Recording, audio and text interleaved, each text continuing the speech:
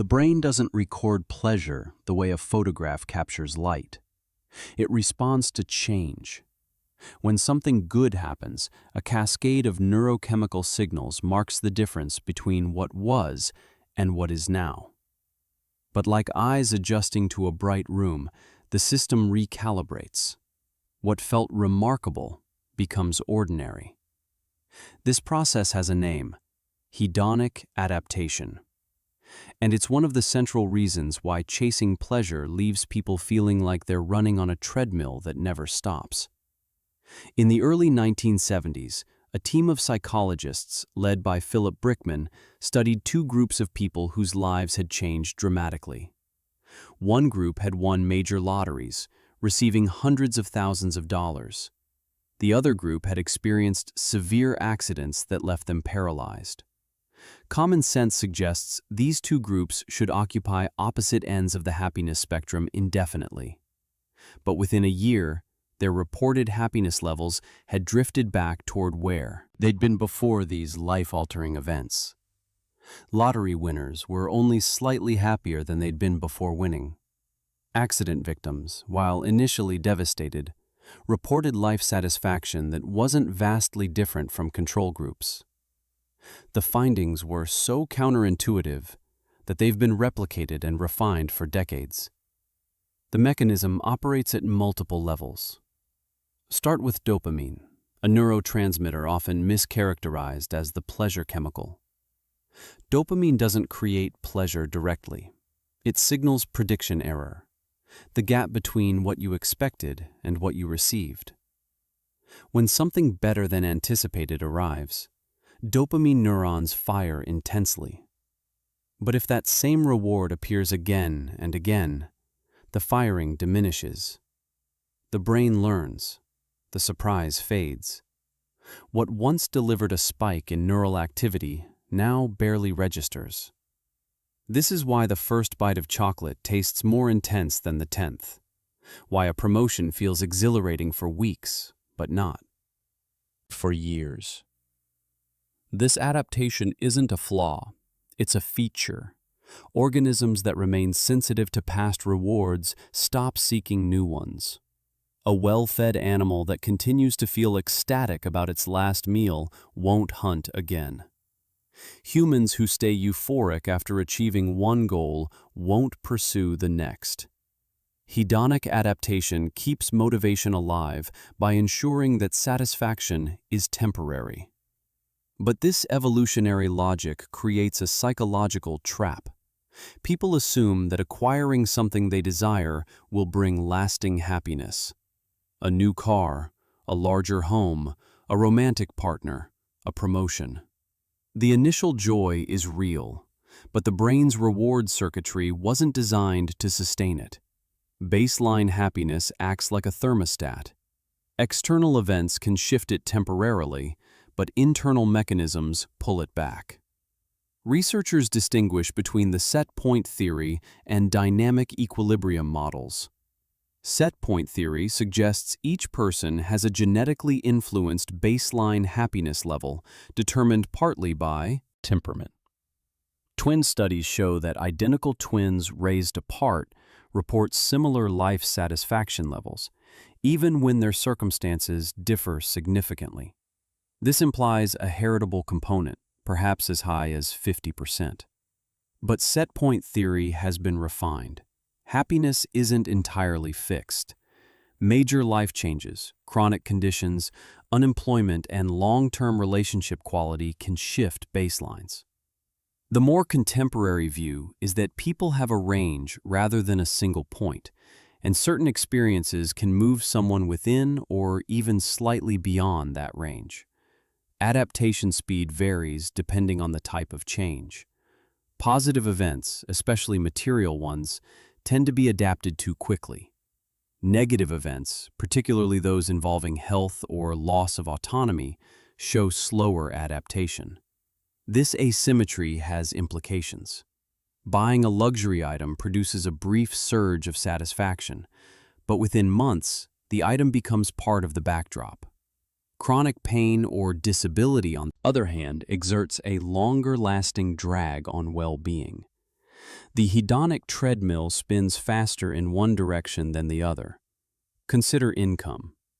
Cross-national studies reveal that once basic needs are met, additional income produces diminishing returns in happiness. A person earning $30,000 a year who begins earning $60,000 will likely report a significant boost in life satisfaction. But someone going from $150,000 to $300,000 reports a much smaller increase, if any. The effect flattens. Yet people continue to pursue higher incomes, as if each additional dollar holds the same emotional weight. The brain adapts to new standards of living. What once felt luxurious becomes normal. Expectations rise in tandem with acquisitions. This explains why consumer cultures generate perpetual dissatisfaction. Advertising and social norms encourage people to believe that the next purchase will deliver lasting contentment. And it does, for a moment. Then, adaptation kicks in. The cycle repeats. The treadmill analogy captures this perfectly. Effort expended, no forward progress in subjective well-being. People aren't irrational for falling into this pattern. Their prediction systems are operating on outdated information, assuming that what feels good now will continue to feel good later. One of the more unsettling findings is that people are aware of hedonic adaptation in others, but fail to account for it in their own lives. When asked if a friend who buys a sports car will still be thrilled a year later, most people say no. But when imagining their own future with that same car, they overestimate their lasting happiness. This blindness isn't ignorance. It's a structural feature of how the mind forecasts emotion. Imagination is vivid in the present, but struggles to simulate the dulling effect of time and repetition. Hedonic adaptation also interacts with attention. Novel experiences command focus. A new apartment feels different in every room. But after months, attention drifts. The mind stops noticing details. This is efficient for navigating familiar environments, but disastrous for sustaining pleasure. Practices like gratitude journaling attempt to counteract this by redirecting attention back to positive elements of life that have faded into the background. The evidence suggests this works, but only modestly and temporarily. The brain resists prolonged focus on the unchanging. There are categories of experience that resist adaptation more stubbornly than others. Experiences involving novelty, variety, and surprise tend to maintain their impact longer. Repeated vacations to different locations sustain happiness better than repeated visits to the same place. Social connections, particularly deep and varied ones, also show less adaptation. Relationships involve dynamic interaction, unpredictability, and ongoing novelty in the form of shared experiences. Material possessions, by contrast, static. They sit in place. They don't surprise you. This distinction hints at a deeper architecture of well-being. Some sources of happiness are more durable than others, not because they resist adaptation entirely, but because they contain built-in variation. A meaningful career, for instance, presents new challenges over time. A long-term partnership involves evolving intimacy. These aren't hedonic pleasures in the narrow sense. They don't deliver spikes of joy, but they provide sustained engagement, which operates through different neural pathways than simple pleasure. Understanding hedonic adaptation doesn't make it disappear. Even people well-versed in the research still buy things expecting them to matter more than they will. But awareness does create a kind of cognitive friction, a slight hesitation before investing hope in the next acquisition. It opens space to ask what kinds of pursuits might offer something other than fleeting pleasure. The treadmill is real. The question is whether there are other paths that don't involve running in place. Pleasure and meaning are not synonyms. They often travel together, but they come from different sources and leave different traces. Someone can feel intense pleasure from a decadent meal, a drugs high, or an hour of scrolling entertainment without experiencing anything that resembles meaning. Conversely, someone can find deep meaning in raising a child through sleepless nights, caring for an ill parent, or working toward a goal that demands sacrifice, all while experiencing stretches of fatigue, frustration, or outright misery. These two dimensions of well-being, hedonic and eudaimonic, have been studied as separate constructs for decades, and the evidence suggests they're not just different in degree, but different in kind.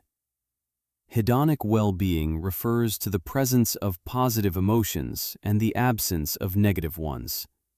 It's about feeling good, experiencing pleasure, enjoying life moment to moment. This maps closely onto what most people mean when they say they want to be happy. Surveys that ask people to rate their life satisfaction or current mood are largely capturing hedonic well-being. Eudaimonic well-being, by contrast, refers to a sense of purpose, personal growth, autonomy, mastery, and contribution.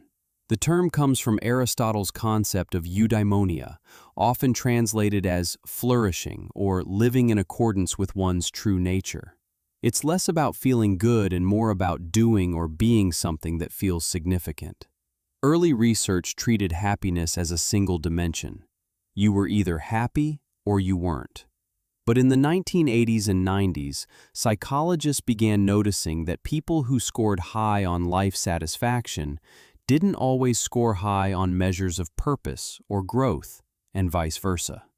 Carol Riff developed a model of psychological well-being that included autonomy, environmental mastery, personal growth, positive relationships, purpose in life, and self-acceptance. These factors didn't collapse neatly into a single happiness score. Someone could feel competent and purposeful while also feeling stressed or dissatisfied. Someone else could feel content and relaxed while also feeling stagnant. The distinction becomes sharper when you look at what predicts long-term outcomes. Studies that follow people over years or decades find that eudaimonic well-being correlates more strongly with physical health, longevity, and resilience than hedonic well-being does. People who report high levels of purpose and personal growth show lower rates of cardiovascular disease, better immune function, and slower cognitive decline in old age. Hedonic well-being, while pleasant, doesn't predict these outcomes as reliably. Feeling good matters, but it doesn't seem to protect the body the way meaning does. Part of this difference shows up at the biological level. Researchers have examined gene expression profiles in people who report high hedonic well-being versus high eudaimonic well-being.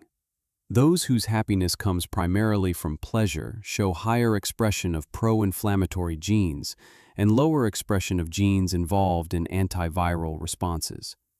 This pattern is sometimes called a conserved transcriptional response to adversity, the same profile that appears in people under chronic stress. In contrast, people whose well-being is rooted in purpose and meaning show the opposite pattern: lower inflammation markers and stronger antiviral defenses. The body, it seems, distinguishes between pleasure and meaning even when conscious experience doesn't. This isn't to say pleasure is bad or that meaning is inherently superior. The two aren't in competition. Most people want both, but they don't always align.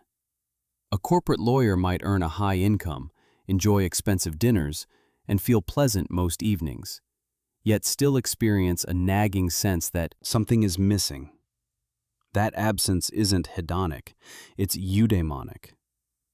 On the other hand, a social worker dealing with difficult cases might feel drained and sad regularly, but still experience deep fulfillment from the work.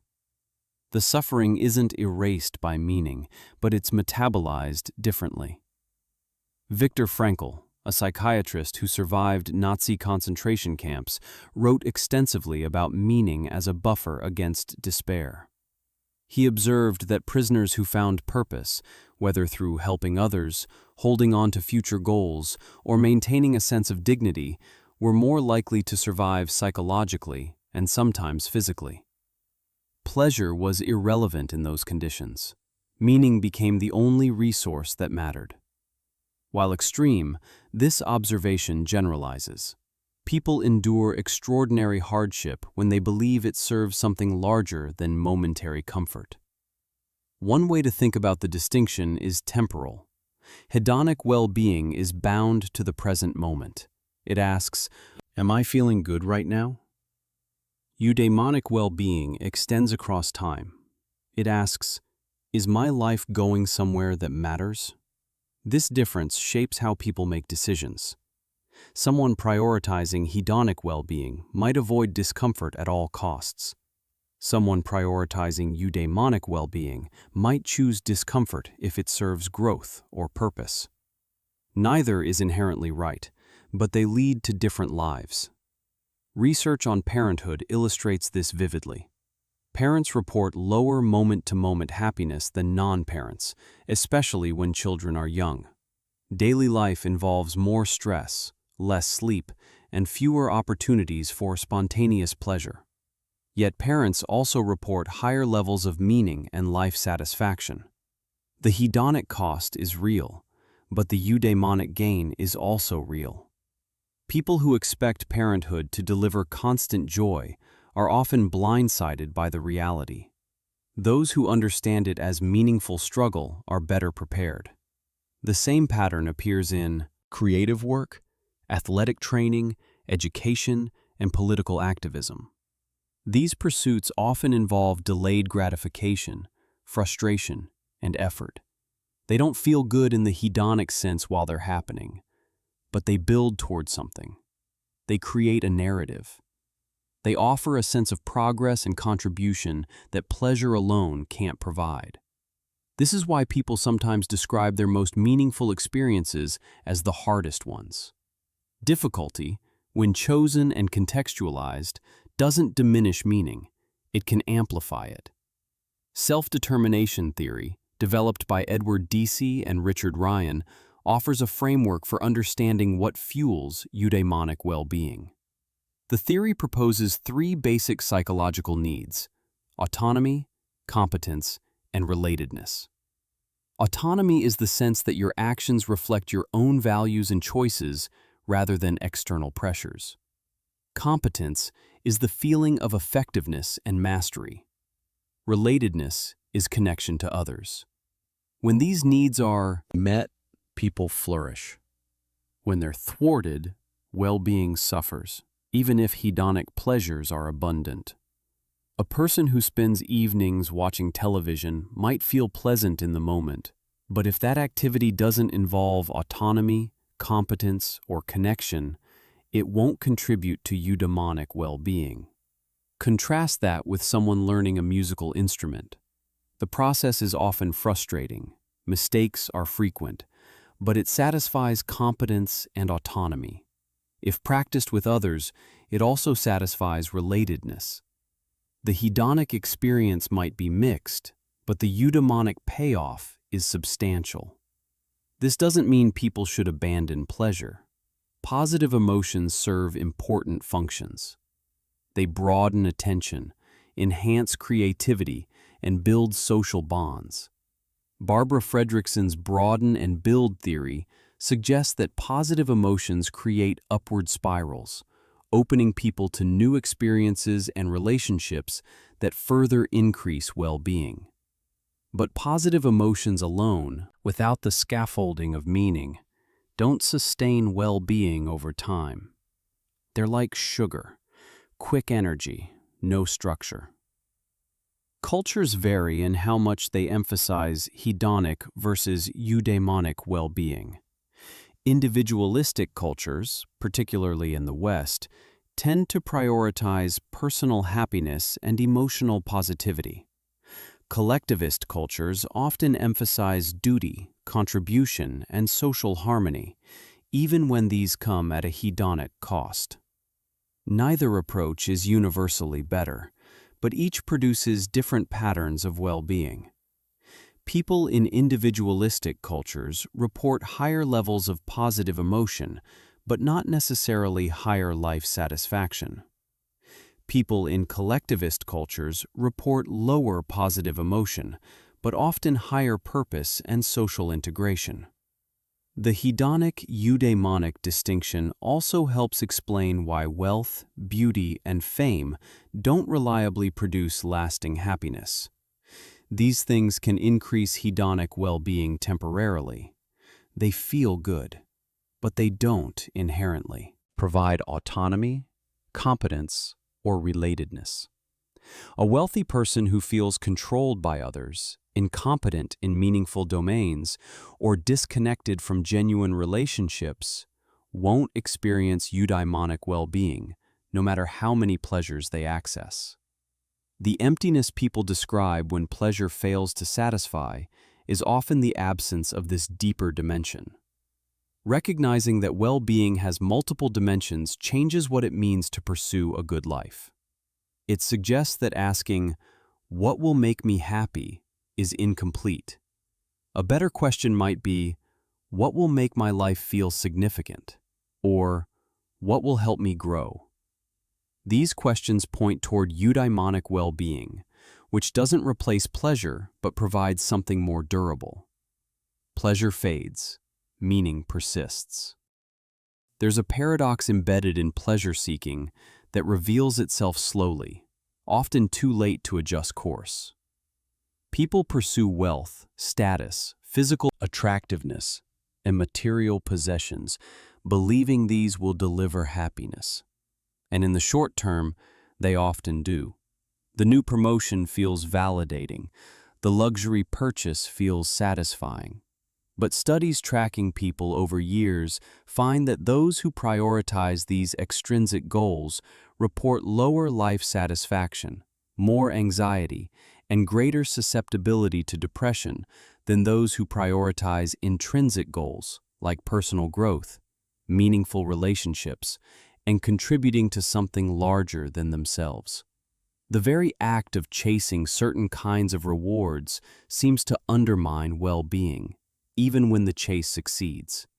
This is the pleasure paradox. The more directly you pursue happiness through external validation and hedonic rewards, the less likely you are to achieve it. It's not that these things are inherently harmful. Money solves real problems. Recognition feels good. Physical health matters. But when they become primary organizing principles, when they shift from means to ends, something breaks down. The research suggests this breakdown isn't mysterious. It follows predictable psychological pathways. Self-determination theory offers one explanation. The framework distinguishes between intrinsic and extrinsic motivation. Intrinsic motivation comes from within. You do something because it's inherently interesting, enjoyable, or aligned with your values. Extrinsic motivation comes from outside. You do something for rewards, approval, or to avoid punishment. Activities driven by intrinsic motivation tend to sustain engagement and satisfaction. Activities driven by extrinsic motivation often feel hollow, even when successful. The distinction matters because extrinsic goals are never fully under your control. Whether you get the promotion depends on your boss. Whether people admire you depends on their preferences. Whether you accumulate wealth depends on markets, luck, and circumstances beyond your influence. This lack of control creates chronic uncertainty. You're always monitoring external feedback, adjusting behavior to meet shifting standards, never quite sure if you've done enough. The hedonic reward, if it comes, is laced with anxiety about losing it. Intrinsic goals, by contrast, are self-validated. Personal growth doesn't require anyone else's approval. Deep relationships are their own reward. Mastery of a skill is satisfying regardless of external recognition. These goals still require effort and can involve failure, but the locus of control is internal. You're not waiting for the world to tell you whether you succeeded. You know. Longitudinal studies bear this out. Researchers following people from adolescence into adulthood find that those who prioritize extrinsic goals in their teens, valuing money and image highly, report lower well-being in their 30s than those who prioritized intrinsic goals. This persists even when controlling for actual income and status achieved. It's not that people with extrinsic goals fail to get what they want. Many succeed, but the success doesn't deliver what they expected. Part of the problem is that extrinsic goals are inherently comparative. Wealth only feels significant relative to others. Status is a ranking system. Physical attractiveness is judged on a curve. This means the goalpost is always moving.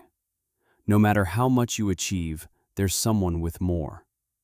Even if you reach the top, the fear of losing position remains. Hedonic adaptation compounds this. The pleasure of a higher income or better appearance fades, but the social comparison doesn't. You're left chasing an ever-receding target. Intrinsic goals, by design, resist this trap. Personal growth isn't competitive. You're not trying to grow more than someone else. You're trying to become more than you were. Close relationships aren't ranked. Connection isn't a zero-sum game. Contribution to a cause or community doesn't require being the top contributor. These goals have internal reference points, which makes them more stable and more satisfying over time. There's also a motivational cost to extrinsic goals. When behavior is driven by external rewards, the activity itself often becomes instrumental. It's not valued for what it is, only for what it produces. A job pursued solely for money becomes drudgery. Exercise done only to improve appearance becomes a chore. Relationships maintained for social status feel transactional. The activity is drained of intrinsic interest. This is called the over-justification effect. Introducing extrinsic rewards for something that was once intrinsically motivated can reduce the intrinsic motivation. The reward replaces the inherent satisfaction. This doesn't mean all extrinsic motivation is bad. People need money. Recognition can validate effort. But when extrinsic motivators dominate, when they become the reason rather than a side effect, the psychological costs mount. Studies of college students show that those who choose majors primarily for salary prospects report less engagement and lower grades than those who choose based on interest. The extrinsic goal undermines the process. The pleasure paradox also shows up in how people spend discretionary time and money. Research by Elizabeth Dunn and others finds that spending money on experiences rather than material goods predicts greater happiness. Experiences are often social, involve novelty, and become part of your narrative. A concert, a trip, a class. Material goods, especially luxury items, are frequently pursued for status signaling. They're extrinsic by nature. The car, the watch, the house. These things are visible to others, which is part of their appeal. But visibility invites comparison, which invites adaptation and dissatisfaction. Interestingly, people seem to know this at some level, but act against it anyway. When asked what would make them happier, many people list intrinsic goals: better relationships, more time for hobbies, meaningful work. But when asked what they're actually pursuing, extrinsic goals dominate: higher income, better job title, nicer possessions. This gap between stated values and actual behavior suggests that the pull of extrinsic rewards is powerful, even when people understand it won't deliver lasting satisfaction. One explanation is cultural. Western capitalist societies valorize wealth, success, and individual achievement. Advertising, media, and social norms constantly reinforce the message that happiness comes from acquisition and status. Children absorb this early. By adolescence, many have internalized the belief that their worth depends on external markers. Breaking free from this conditioning requires deliberate effort and often runs counter to social pressure. Another explanation is evolutionary. Status and resources historically correlated with survival and reproductive success. Seeking them made sense in ancestral environments. But modern environments are different. The hedonic treadmill keeps people chasing resources far beyond what's needed for survival. And the social comparison mechanisms that once motivated useful competition now fuel chronic dissatisfaction. Evolution didn't prepare humans for abundance or for environments where status games never end. The paradox resolves when you stop treating pleasure as a goal and start treating it as a byproduct. Happiness, particularly lasting happiness, emerges from pursuing intrinsic goals. Pleasure follows meaning. It doesn't precede it. People who throw themselves into work they find meaningful often report high satisfaction, not because the work is easy or constantly pleasurable, but because it fulfills deeper needs. People in strong relationships experience more joy, not because they pursued joy, but because they invested in connection. This inverts the typical script. Instead of asking, "What will make me happy?" and then chasing extrinsic rewards, a better approach is, "What do I find meaningful?" and letting happiness emerge. The shift is subtle, but consequential. It redirects attention from outcomes you can't fully control to processes you can. It reduces the role of comparison and adaptation. It aligns behavior with deeper values rather than surface desires. The research doesn't suggest that people should ignore money or status entirely. Financial security matters. Recognition can be affirming. But these should be means, not ends. They're useful when they support intrinsic goals. They're corrosive when they replace them. The pleasure paradox is a warning. If you chase pleasure directly through extrinsic rewards, you'll likely end up empty, even if you get everything you thought you wanted. The human mind is, among other things, a prediction machine. It constantly forecasts what will happen next, how long it will last, and how it will feel. Most of these predictions are mundane and accurate enough. You expect the door to open when you turn the knob. You expect coffee to taste bitter. But when it comes to predicting your own emotional future, the machine malfunctions in systematic ways. People consistently overestimate how intense and how long their emotional reactions will be, both positive and negative. This error, called the impact bias, is one reason pleasure-seeking so often disappoints. Daniel Gilbert and Timothy Wilson pioneered much of this research in the 1990s. They asked people to predict how they'd feel after various events: winning an award, being rejected romantically, receiving tenure, losing a job. Then they followed up after those events actually occurred. The pattern was consistent. People expected emotional reactions to be more extreme and more durable than they turned out to be. Someone anticipating a promotion imagined feeling elated for months. In reality, the elation lasted days or weeks. Someone dreading breakup imagined prolonged devastation. In reality, they adapted faster than expected. This isn't a trivial miscalculation. These forecasts guide major life decisions. People take jobs they hate because they believe the income will make them happy. They pursue relationships based on imagined future bliss. They avoid risks because they overestimate how bad failure will feel. If the forecasts are wrong, the decisions built on them are compromised. You optimize for outcomes that won't deliver what you think they will. One mechanism behind the impact bias is focalism. When imagining a future event, attention narrows. The promotion becomes the only thing you think about. You picture the moment you hear the news, the congratulations, the new title. What you don't picture is everything else that will still be happening in your life. You'll still have a commute. You'll still argue with your partner. You'll still get sick. The promotion will matter, but it won't be the only thing that matters.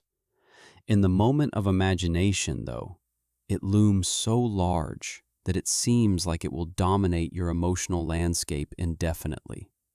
In reality, life continues around the event. Attention disperses. Other concerns reassert themselves. This process is called the return of ordinary experience, and it happens faster than people expect. The intense focus you had on the promotion while imagining it doesn't persist once you've actually been promoted. Within days, your attention shifts to new problems, the added responsibilities, the learning curve, the office politics. The event that seems so consequential becomes one piece of a larger mosaic. Another contributor to the impact bias is immune neglect. The mind has psychological immune systems that kick in after negative events. Rationalization, reframing, social support, distraction. These mechanisms cushion emotional blows. But when forecasting, people forget these defenses exist. Someone imagining a rejection thinks, "I'll be devastated," without accounting for the fact that they'll also find ways to cope, make sense of it, and eventually move on. The forecast ignores the resilience that will activate once the event occurs. The same applies to positive events, though the mechanism is slightly different. Hedonic adaptation, discussed earlier, ensures that pleasure fades. But when forecasting, people imagine the pleasure without the fading. They picture the new car still feeling exciting 6 months later.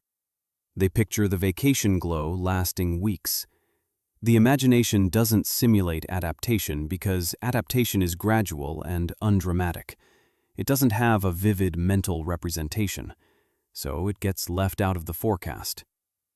Researchers have tested whether people can correct for these biases if made aware of them. The results are mixed. Simply telling someone, "You'll adapt faster than you think," doesn't reliably change their forecasts. The bias is sticky, partly because it feels intuitively correct in the moment. When you imagine winning the lottery, the imagined joy is vivid and compelling. The abstract knowledge that you'll adapt doesn't override the visceral simulation. Emotion overrides cognition. One factor that exacerbates the impact bias is the distinction between wanting and liking. Neuroscience research, particularly work by Kent Berridge, shows that these are separate processes. Wanting is driven by dopamine and involves anticipation, motivation, and pursuit. Liking is the actual experience of pleasure during consumption. The two can dissociate.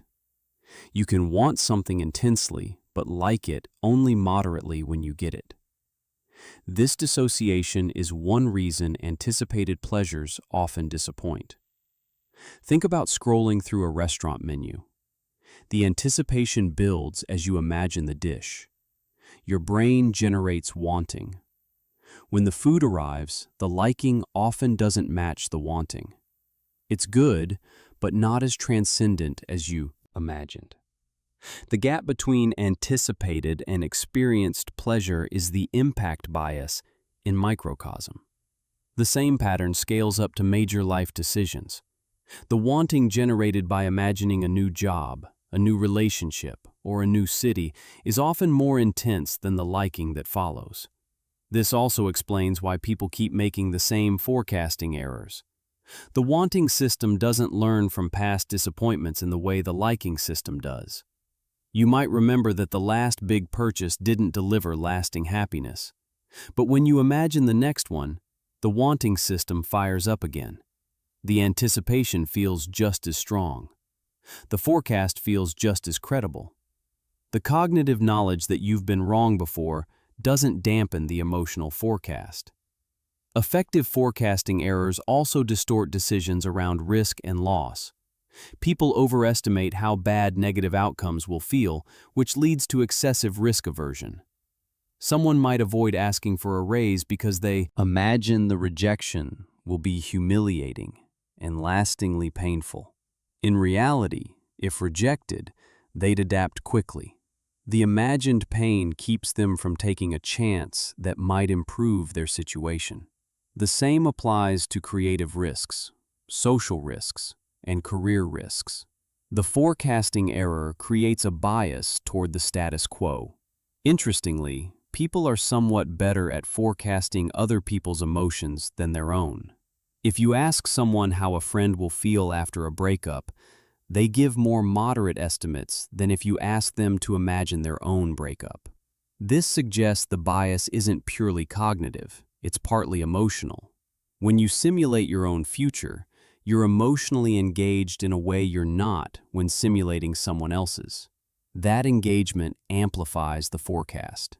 Duration neglect is another piece of the puzzle. When people recall past experiences, they don't average the pleasure or pain across the entire duration. Instead, they remember peaks and endings. This is called the peak-end rule. A vacation might last 2 weeks, but your memory of it will be shaped primarily by the best moment and the final day. The same applies to forecasting. People imagine the peak of a future experience and assume that peak represents the whole. A concert might have one transcendent moment, but most of it is standing in a crowd, waiting, dealing with logistics. The forecast focuses on the transcendent moment and extends it across the entire event. The impact bias has practical implications. If people consistently overestimate how much pleasure they'll get from material purchases, consumer behavior is partly driven by flawed forecasts. Marketing amplifies this by showing only the peak moments: the car speeding along a scenic road, the watch glinting on a wrist. These images feed the impact bias. They encourage forecasts that ignore adaptation and context. There's limited evidence that certain practices reduce forecasting errors.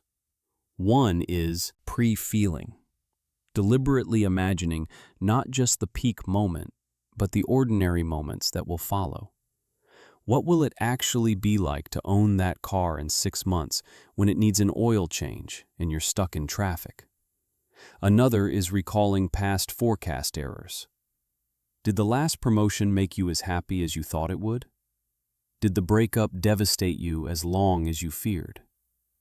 These reflections can introduce friction into automatic forecasting, though they rarely eliminate the bias entirely.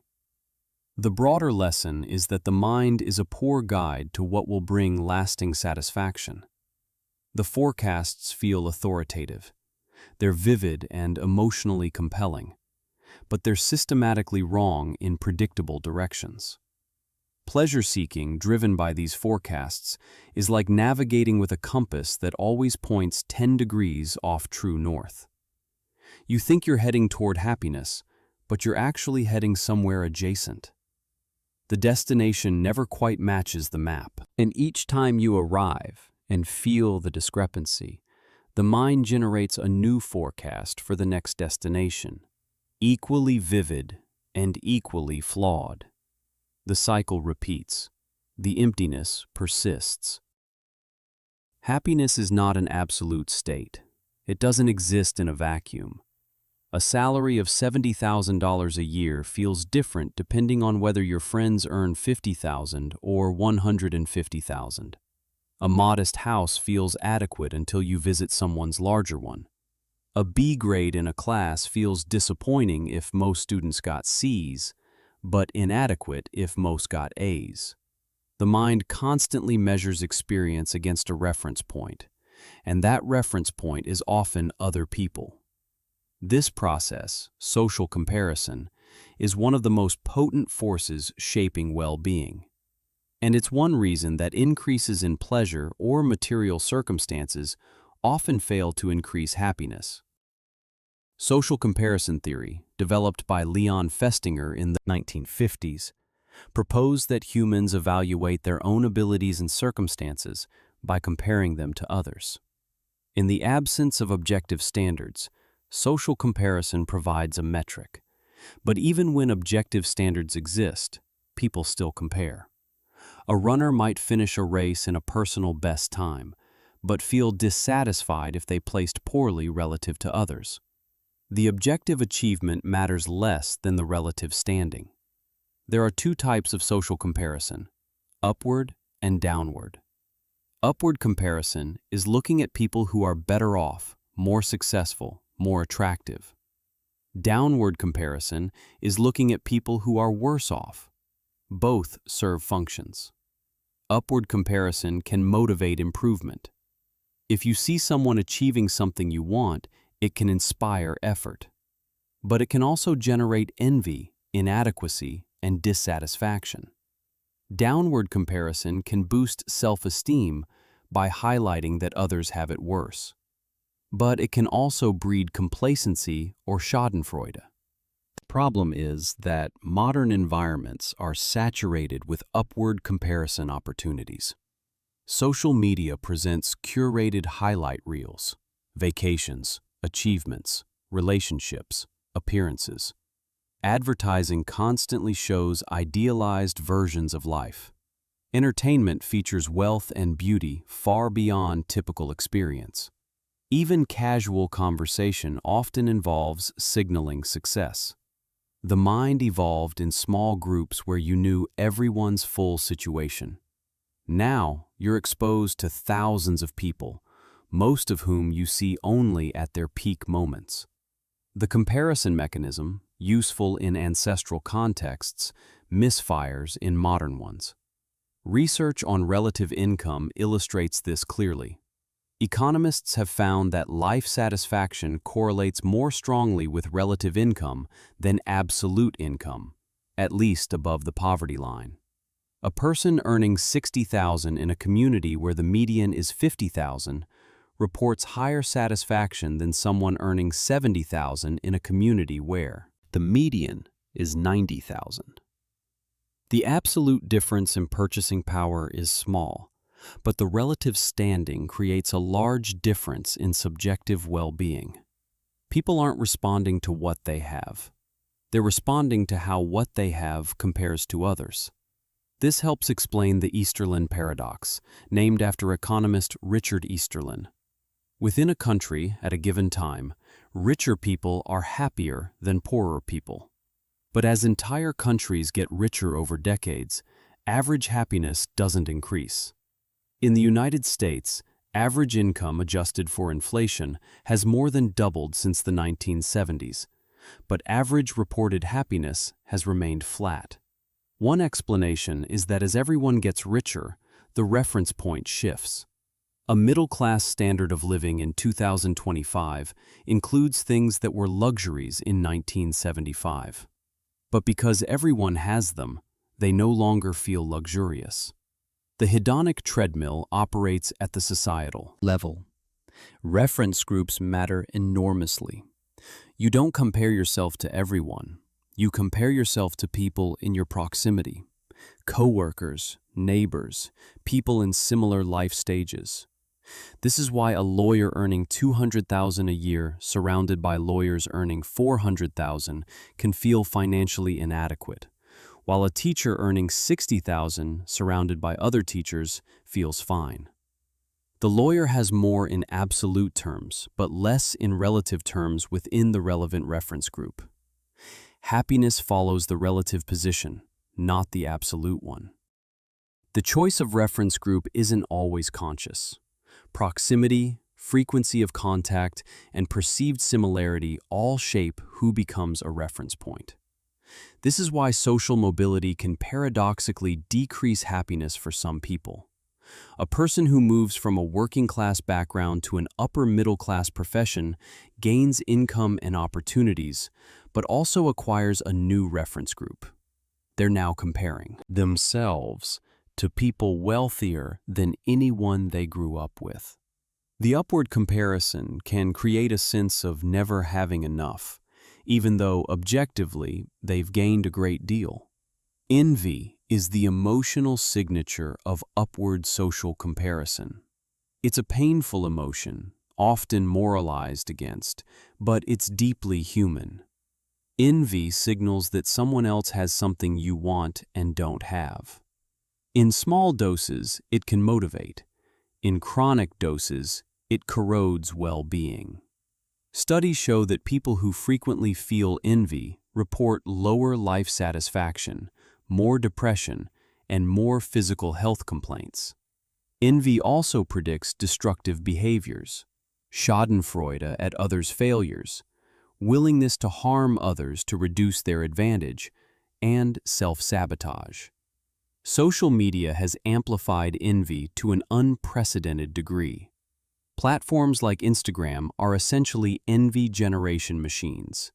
People post their best moments. You see someone's exotic vacation, not their credit card debt. You see someone's relationship milestone, not their arguments. You see someone's career achievement, not their failures. The result is a distorted sample. You're comparing your full, messy reality to everyone else's curated highlights. The comparison is structurally unfair, but the emotional response is real. Research on social media use and well-being shows consistent negative correlations.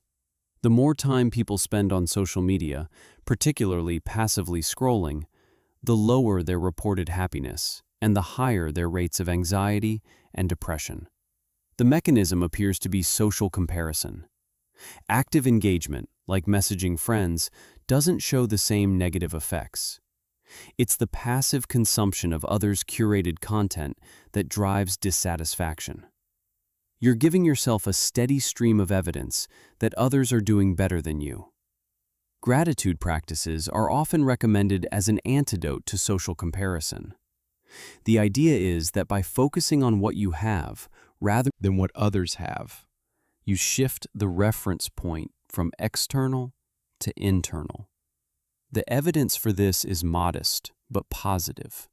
People who regularly write down things they're grateful for report slight increases in well-being, but the effect is small and doesn't persist unless the practice continues.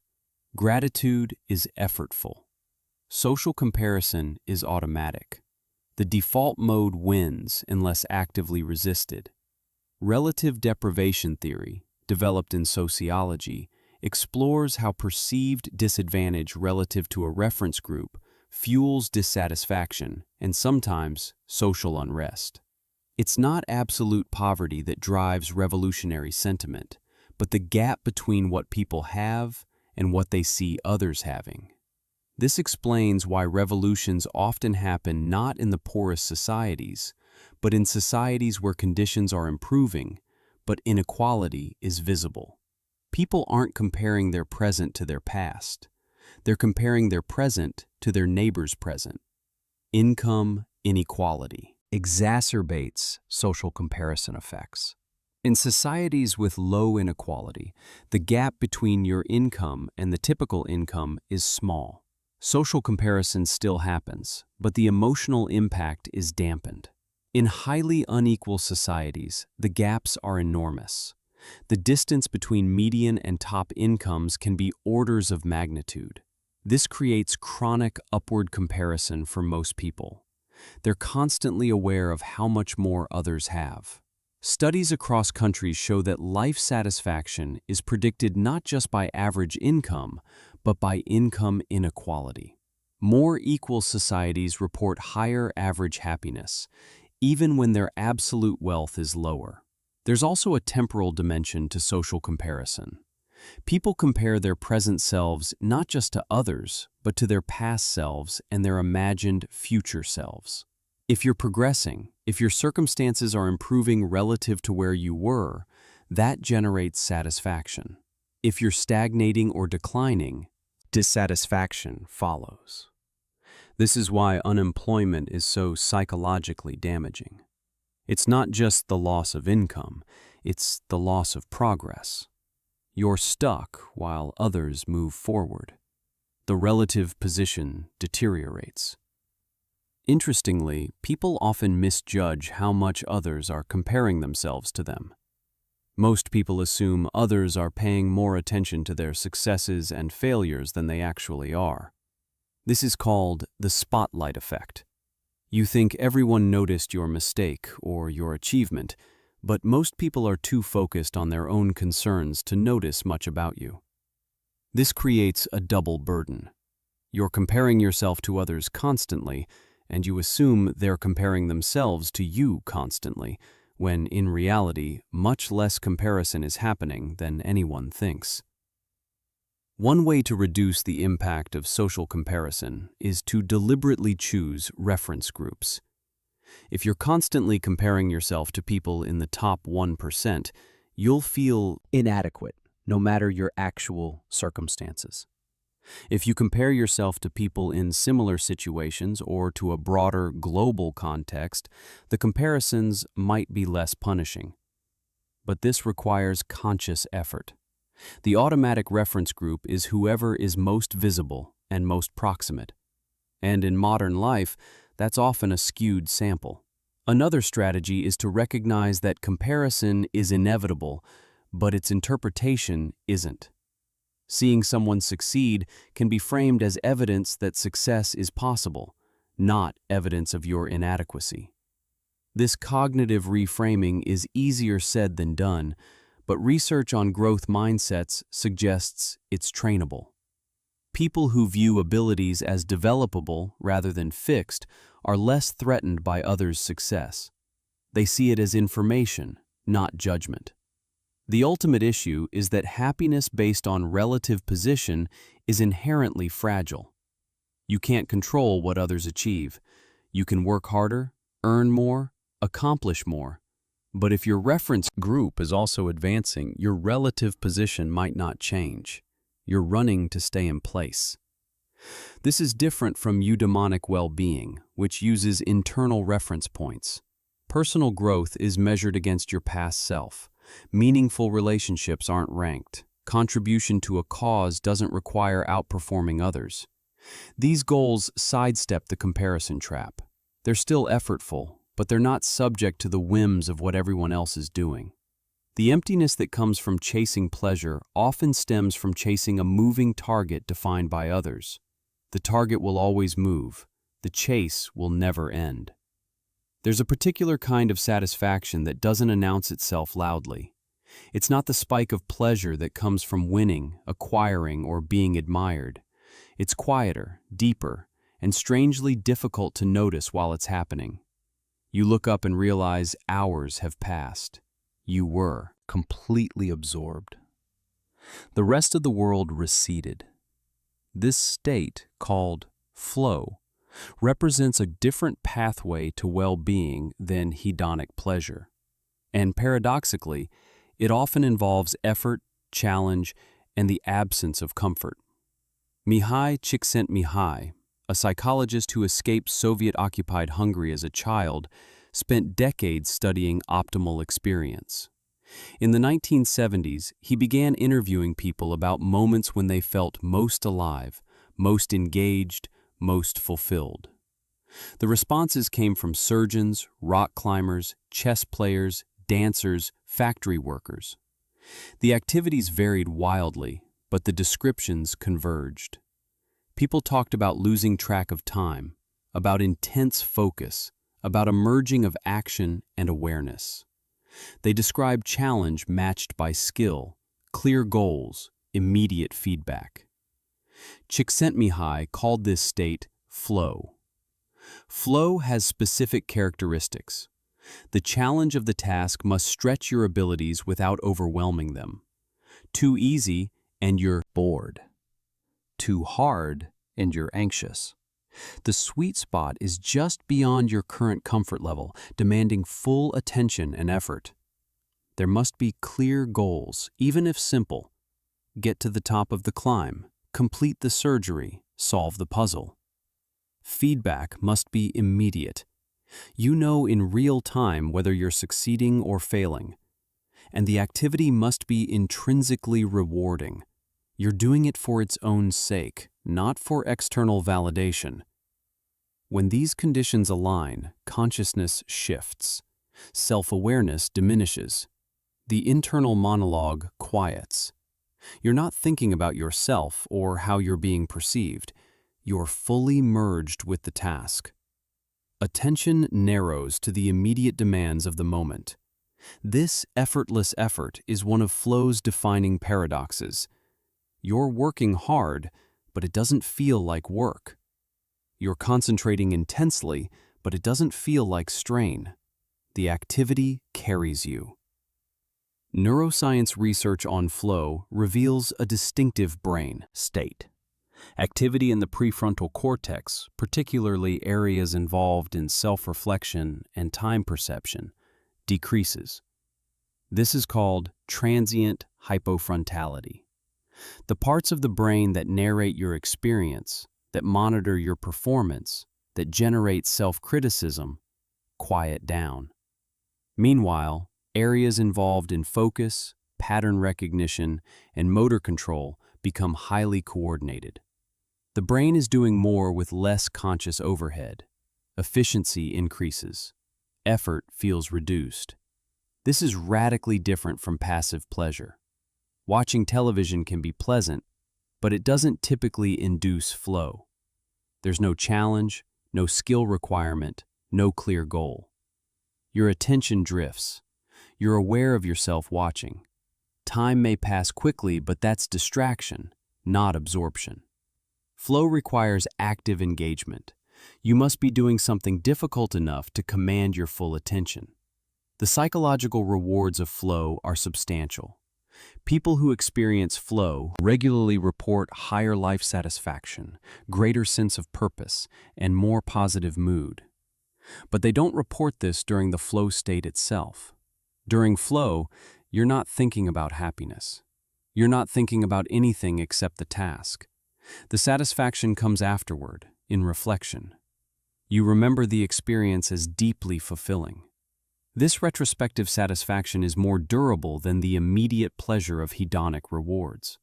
Flow also resists hedonic adaptation in ways that simple pleasures don't.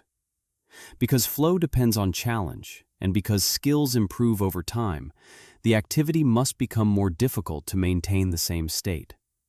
A pianist doesn't experience flow playing the same piece for years. They must tackle harder pieces. A climber seeks steeper routes. A writer attempts more complex narratives. The built-in escalation prevents the activity from becoming routine. There's always a next level. The challenge refreshes.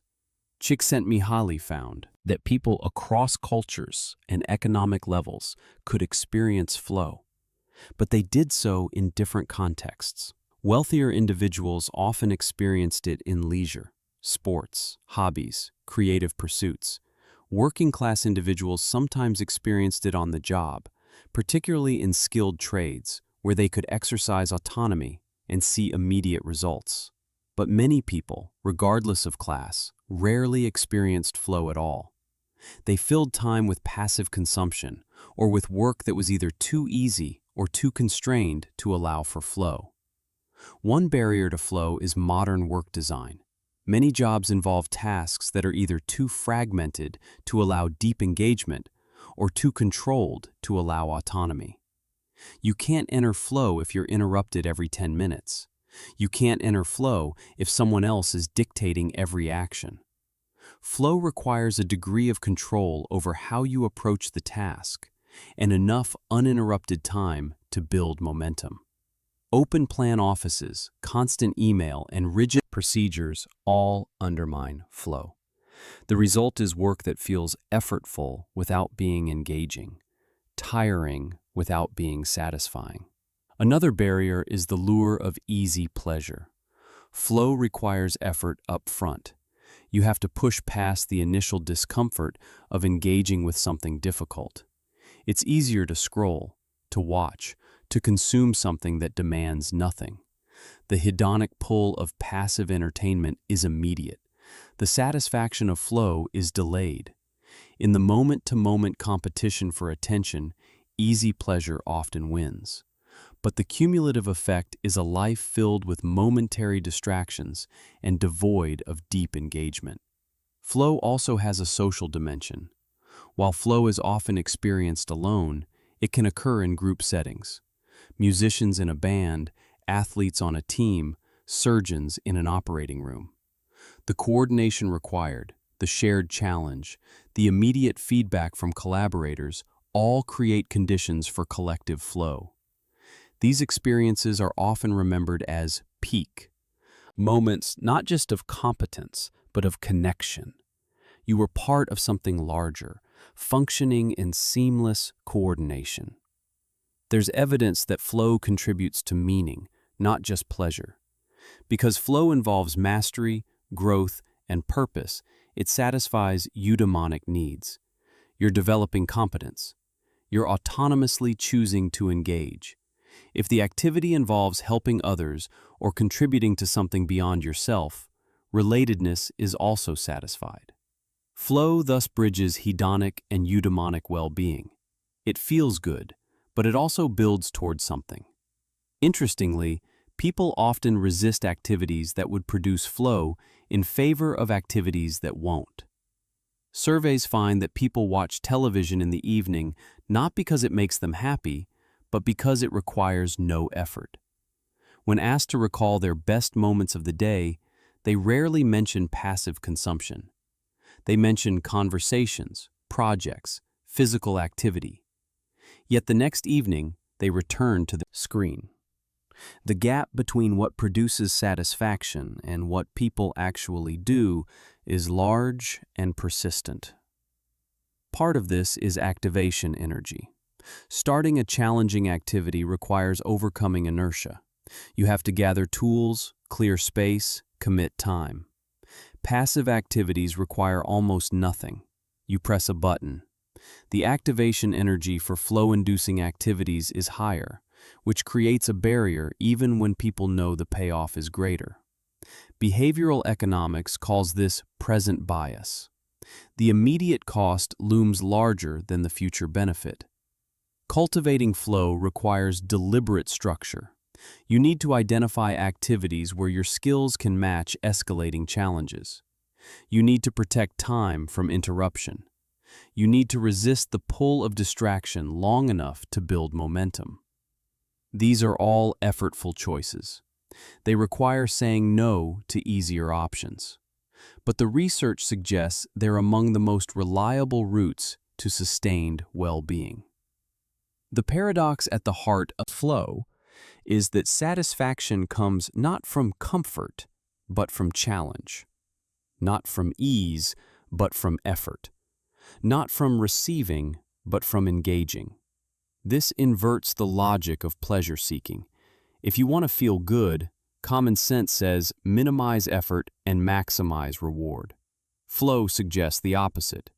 Maximize meaningful effort and satisfaction follows. The activity itself becomes the reward, not because it's easy, but because it demands everything you have. When you emerge from flow, you're often tired, but you're also fulfilled in a way that no passive pleasure delivers. The emptiness that comes from chasing hedonic rewards is the emptiness of effort that goes nowhere, of wanting without engaging, of consuming without creating. Flow offers an alternative.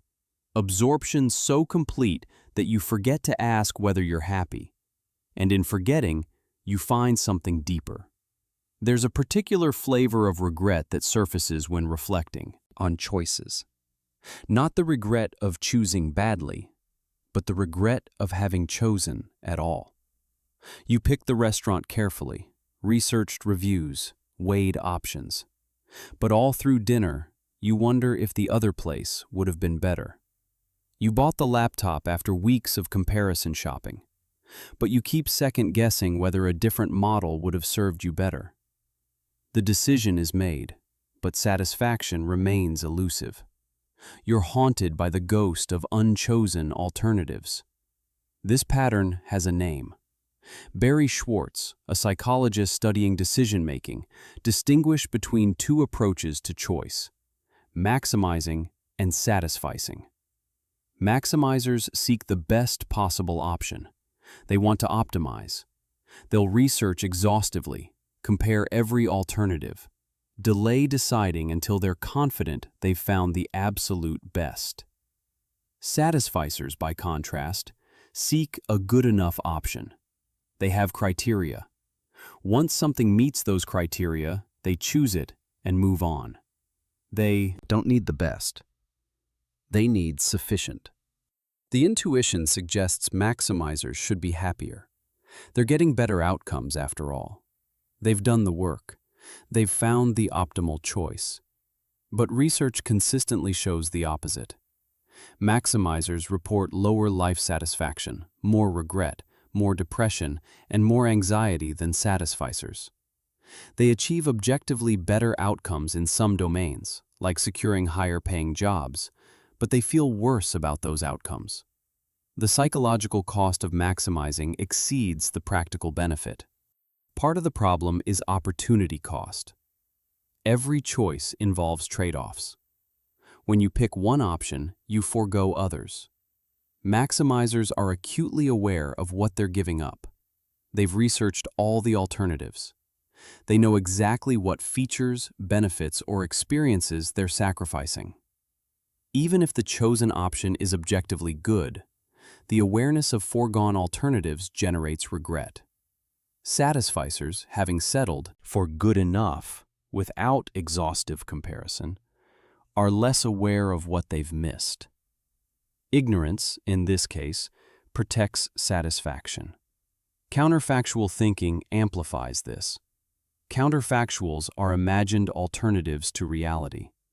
What if I'd chosen differently? What if I'd waited? What if I'd done more research? Maximizers engage in counterfactual thinking more frequently and more vividly than satisficers. And counterfactual thinking, especially upward counterfactual thinking where you imagine better outcomes, reduces satisfaction with actual outcomes. The imagined superior alternative, even if it's purely hypothetical, diminishes the real choice. The modern world has exploded the choice set. Walk into a supermarket and there are 40 types of breakfast cereal, 30 brands of toothpaste, dozens of yogurt flavors. Online shopping offers thousands of variations of any product. Dating apps present seemingly infinite romantic possibilities. Career paths have multiplied. Abundance of choice, often celebrated as freedom, creates a burden for maximizers. More options mean more research, more comparison, and more opportunities for regret. Satisficers, by contrast, aren't particularly troubled by abundance. They find something acceptable and stop looking. Schwartz ran studies measuring maximizing tendencies with scales that asked people how much they agreed with statements like, "I never settle for second best," or "I'm a perfectionist when it comes to decisions." High scorers on these scales reported less happiness, less optimism, and more regret in various life domains. They also spent significantly more time making decisions, even trivial ones. The maximizing orientation becomes a stable personality trait, applied across contexts. It's not just about major decisions, it's a way of approaching the world. One mechanism behind this dissatisfaction is adaptation revisited. A maximizer who finally selects the optimal laptop experiences a surge of satisfaction. But hedonic adaptation sets in. The laptop becomes familiar. Its advantages fade into the background. But the memory of the effort, the research, the foregone alternatives, those linger. The cost persists after the benefit has adapted away. A satisficer who picked a good enough laptop also adapts, but they didn't invest as much psychological energy up front. The cost-benefit ratio is more favorable. Social comparison interacts with maximizing. Maximizers aren't just comparing options to each other. They're comparing their choices to what others have chosen. If someone else's laptop seems better, the maximizer's satisfaction drops, even if their own laptop is objectively excellent. Satisficers are less sensitive to this. They chose based on their own criteria, not on what represents the absolute best in the market. Someone else having something better doesn't retroactively invalidate their choice. There's also the paradox of choice.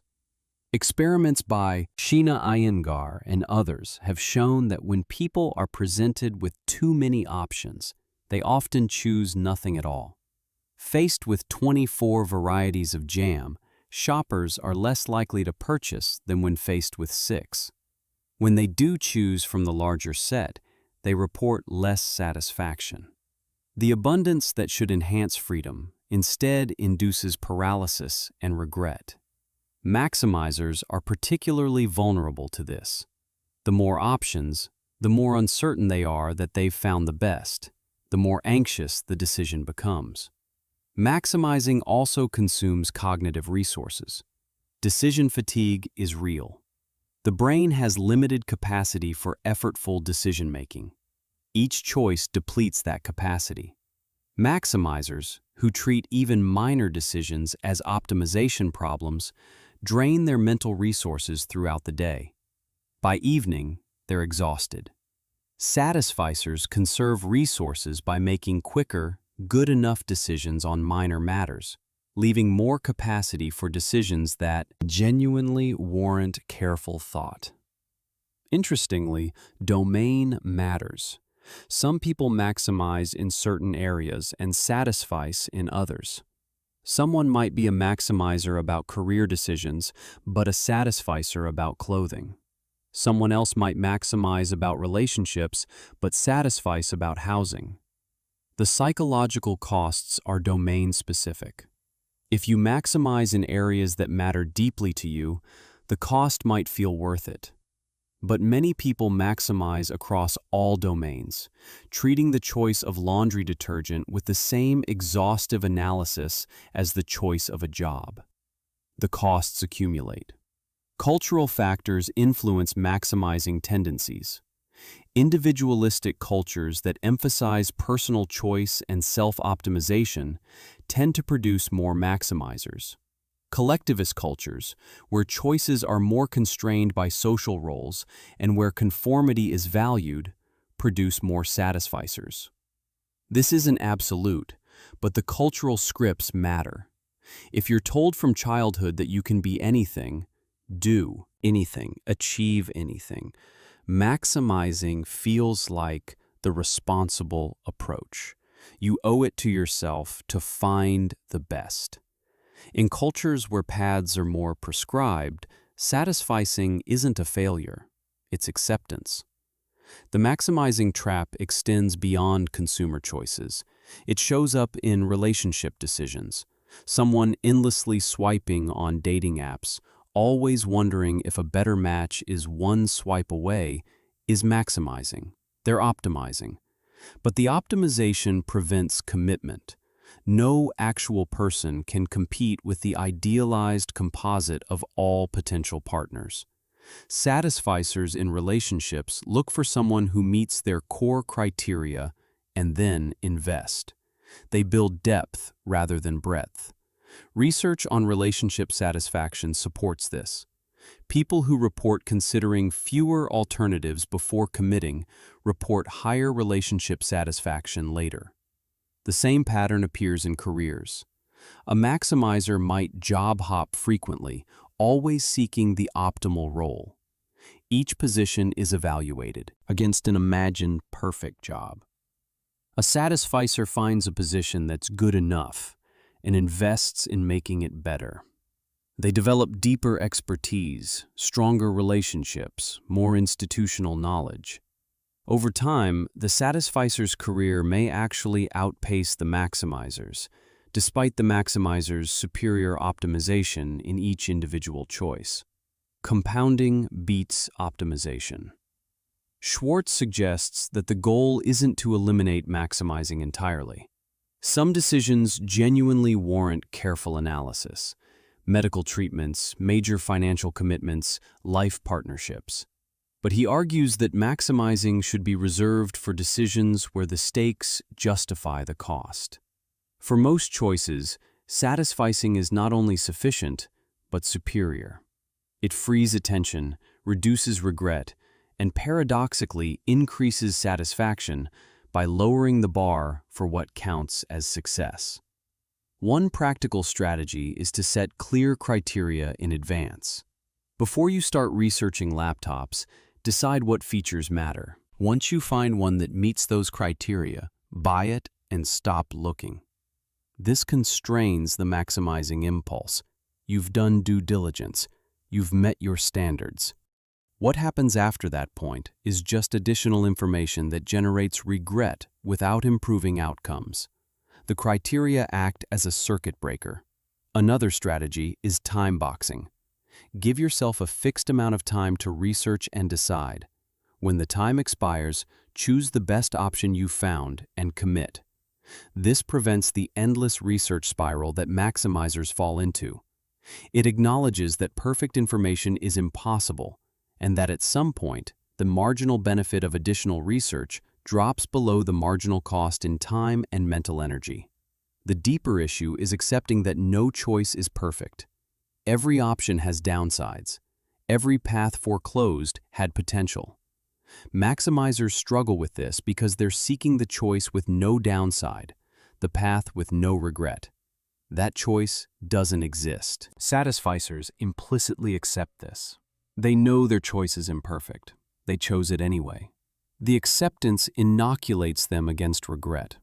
The maximizer's quest for perfection guarantees disappointment, not because their choices are bad, but because perfection is a category error.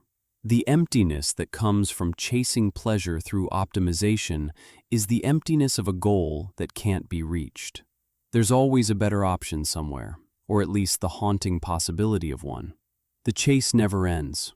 The dissatisfaction persists. Letting go of best in favor of good enough isn't settling, it's liberation. Not all suffering diminishes life. Some of the most meaningful experiences people report involve pain, loss, struggle, or hardship.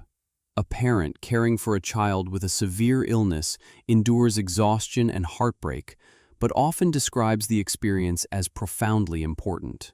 A person who survives a life-threatening event frequently reports that it changed them for the better. An activist enduring arrest and persecution for a cause they believe in finds meaning in the suffering. This pattern defies the simple hedonic calculus that says happiness comes from maximizing pleasure and minimizing pain. Sometimes pain deepens life in ways pleasure cannot. The phenomenon has been studied under the label post-traumatic growth. Not all trauma leads to growth. Many people experience lasting harm, but a substantial minority report positive changes following adversity. They describe greater appreciation for life, deeper relationships, increased personal strength, recognition of new possibilities, and sometimes spiritual or philosophical development. These aren't delusions. The trauma was real and costly. But something else also emerged, something they value and wouldn't have gained otherwise. Richard Tedeschi and Lawrence Calhoun, psychologists who pioneered research on post-traumatic growth, developed a model of how adversity can lead to positive change. The key is that the trauma must be severe enough to shatter existing assumptions about the world. Minor stressors don't trigger growth because they can be assimilated into existing frameworks. You lose your keys, you're annoyed, you move on.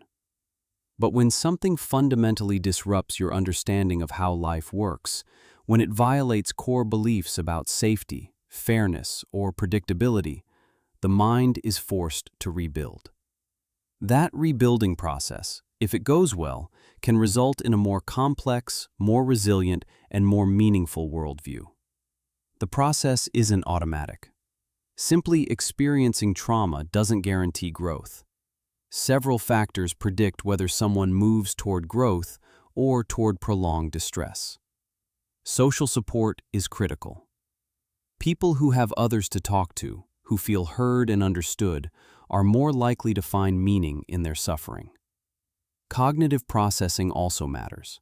People who actively try to make sense of what happened, who reflect and reinterpret, show more growth than those who suppress or avoid thinking about the event. Personality traits like openness and optimism help, as does a pre-existing framework for meaning, whether religious, philosophical, or otherwise. One mechanism is benefit finding. This doesn't mean pretending the trauma was good. It means identifying specific positive changes that emerged from it. A person who survives cancer might recognize they now prioritize relationships over career in a way they didn't before. They wouldn't choose cancer, but they value the shift in priorities.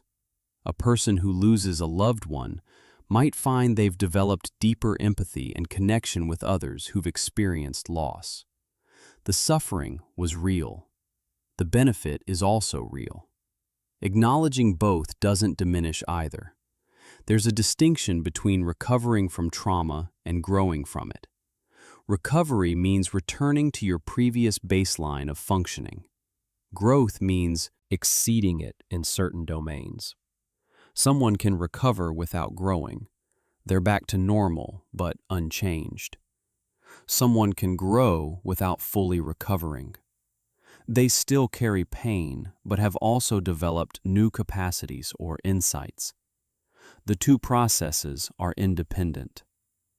Optimal outcomes involve both, recovery to baseline functioning and growth beyond it. Meaning-making is central to this process. Viktor Frankl, writing from his experience in Nazi concentration camps, argued that humans can endure almost any suffering if they find meaning in it. He described prisoners who maintained a sense of purpose, whether through hope of reunion with loved ones, commitment to a future goal, or simply determination to bear witness, as more resilient than those who saw their suffering as meaningless. Meaning doesn't eliminate pain, but it transforms the relationship to pain. Suffering in service of something significant is psychologically different from suffering that feels random or pointless. This has implications for how people approach difficulty.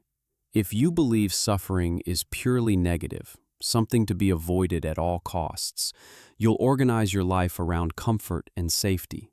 You'll take fewer risks. You'll avoid situations where pain is possible. But this also means avoiding many sources of meaning. Deep relationships involve vulnerability and the risk of loss. Meaningful work involves challenge and potential failure. Creative pursuits involve exposure and criticism. Parenthood involves relentless demand and worry. If you're optimizing for hedonic well-being, for moment-to-moment pleasure, you'll avoid all of these. Eudaimonic well-being, by contrast, doesn't require constant pleasure. It can coexist with pain, frustration, and difficulty. In fact, some eudaimonic goods require difficulty. Personal growth comes from pushing beyond your current capacities, which is uncomfortable. Contribution to causes larger than yourself often involves sacrifice. Mastery of complex skills requires sustained effort and frequent failure. These experiences build meaning but don't maximize hedonic pleasure. People who pursue them anyway, who willingly accept discomfort in service of meaning, report higher long-term life satisfaction. The concept of anti-fragility, developed by Nassim Taleb, captures this idea. Some systems are fragile. Stress breaks them. Some are robust. Stress doesn't break them, but it doesn't improve them either. Anti-fragile systems actually benefit from stress. They get stronger. Muscles subjected to resistance training become stronger. Immune systems exposed to pathogens develop resistance. Psychological systems exposed to moderate adversity can develop resilience and flexibility. The key word is moderate. Overwhelming stress breaks people. Absence of stress leaves them weak. The right dose builds capacity. Research on resilience supports this. Children who experience no adversity don't develop coping skills. When they encounter difficulty later, they're unprepared. Children who experience severe, chronic adversity often develop lasting harm. But children who experience moderate, manageable challenges, especially with support, develop resilience. They learn that difficulty can be overcome. They build confidence in their capacity to handle stress. This shapes how they approach challenges throughout life. There's evidence that Western cultures, particularly affluent segments, have become increasingly adverse to any discomfort. Helicopter parenting, safe spaces, trigger warnings, and other protective mechanisms aim to shield people from distress. Some protection is warranted. Children shouldn't be exposed to severe trauma. But the impulse to eliminate all discomfort may be counterproductive. Without exposure to manageable difficulty, people don't develop the skills to handle it. When they inevitably encounter adversity, they're more likely to be overwhelmed. This connects to the pleasure paradox. If your goal is to feel good all the time, you'll avoid difficulty. But avoiding difficulty means avoiding growth. And without growth, life feels stagnant. The emptiness that people describe when pleasure doesn't satisfy is often the absence of challenge, the lack of something to push against. Comfort is pleasant but doesn't produce meaning. Struggle, when chosen and contextualized, can. It's important to distinguish between chosen difficulty and imposed trauma. Post-traumatic growth research focuses on unchosen adversity, illness, accidents, violence, loss. People don't choose these events. Growth, when it occurs, is a way of making sense of something that couldn't be avoided. Chosen difficulty is different. It's voluntarily taking on challenges because you value what they build. Training for a marathon is difficult, but it's chosen. Pursuing a challenging career is stressful, but it's voluntary. The psychological impact differs. However, both types of difficulty can produce meaning if approached with the right mindset. The key is agency. When you have some control, even in a difficult situation, meaning is easier to extract. When you're entirely powerless, meaning is harder to find. This is why social support and cognitive processing matter so much in post-traumatic growth. They restore some sense of agency. You can't control what happened, but you can control how you respond, how you interpret it, what you do next. There's also a temporal dimension. Immediately after trauma, growth is rare. People are in survival mode.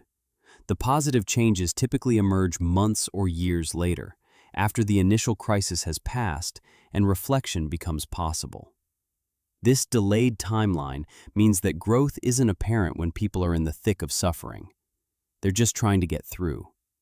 Only in retrospect does the growth become visible. This can make it hard to trust that difficulty might lead anywhere valuable. One of the more controversial aspects of post-traumatic growth research is whether the reported growth is real or illusory. Some critics suggest it's a coping mechanism, a way of rationalizing suffering rather than genuine positive change. The evidence is mixed. Some measures of growth rely on self-report, which is subject to bias. But longitudinal studies that track people over time show behavioral changes consistent with growth. Increased volunteering, career changes toward more meaningful work, deeper investment in relationships. These aren't just changed stories, they're changed lives. The broader point is that meaning and pleasure operate on different axes. Pleasure is immediate and hedonic. Meaning is cumulative and eudaimonic. Suffering can destroy pleasure without destroying meaning. In some cases, it can even create meaning.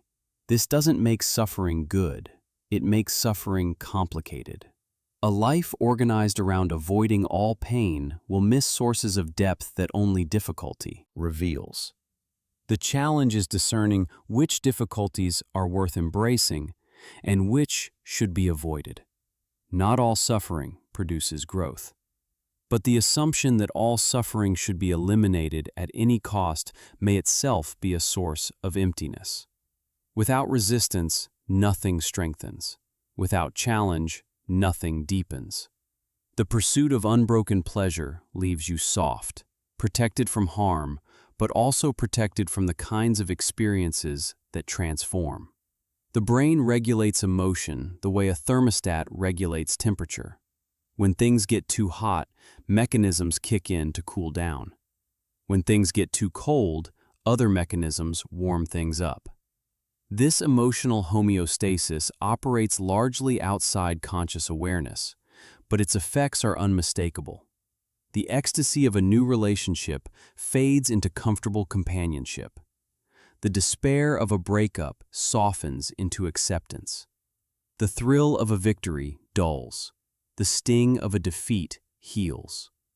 The system is constantly working to return you to baseline. And this process explains much about why pleasure-seeking produces diminishing returns. Richard Solomon, a psychologist working in the 1970s, proposed opponent process theory to explain this regulatory mechanism. The theory suggests that every emotional state triggers an opposing process. When you experience pleasure, the brain simultaneously activates mechanisms to dampen that pleasure.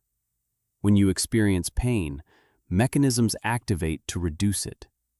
Initially, the primary process dominates. The pleasure or pain is intense.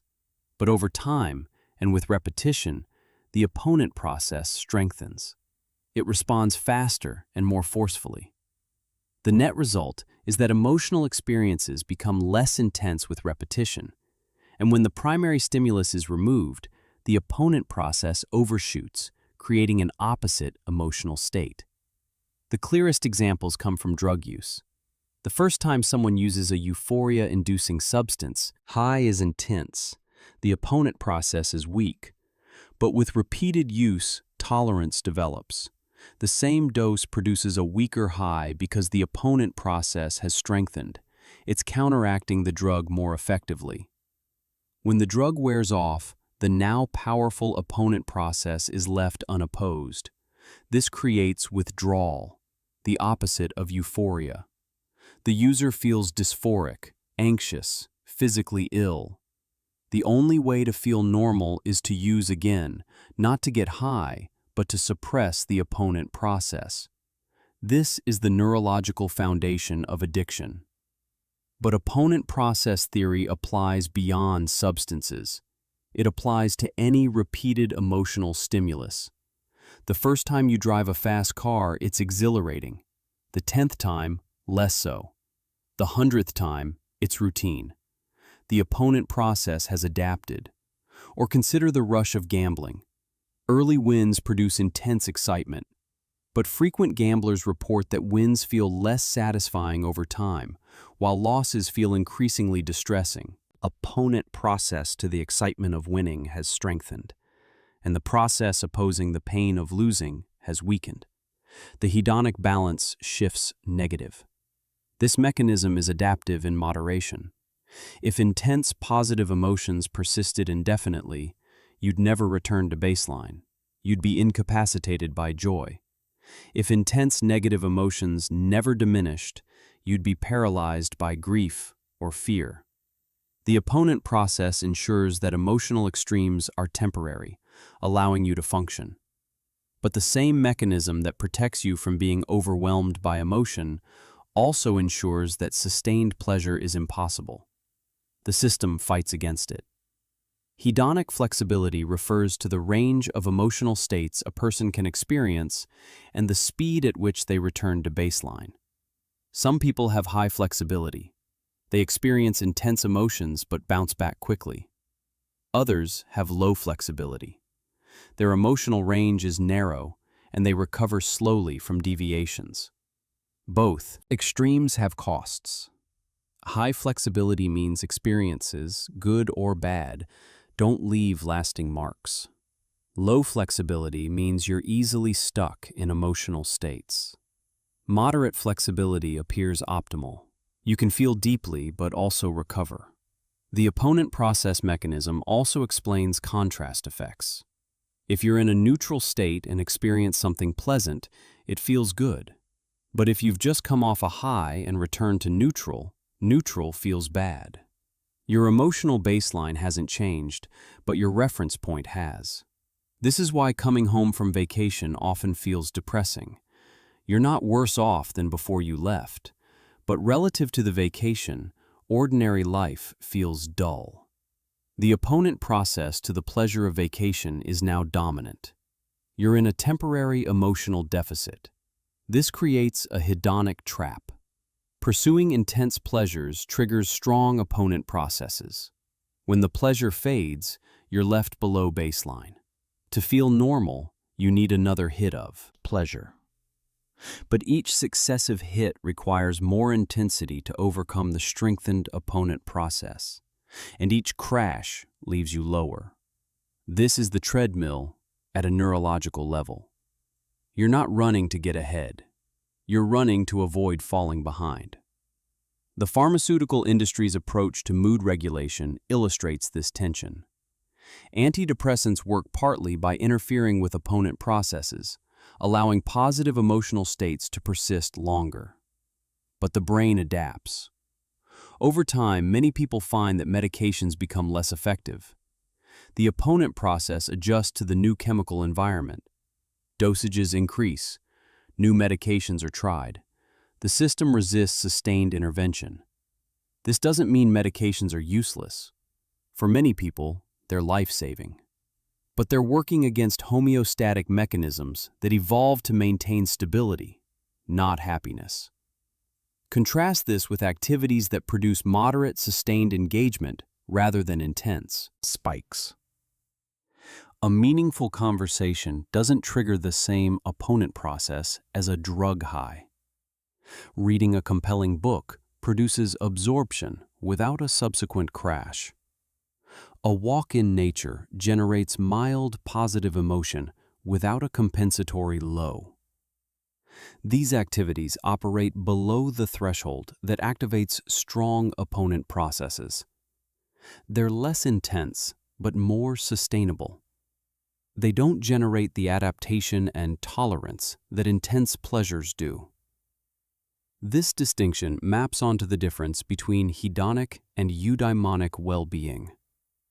Hedonic pleasures, particularly intense ones, activate opponent processes. They're self-limiting. Eudaimonic activities, which involve meaning and engagement rather than raw pleasure, operate through different neural pathways. They don't trigger the same homeostatic response. This is one reason why meaning-based satisfaction is more durable than pleasure-based satisfaction.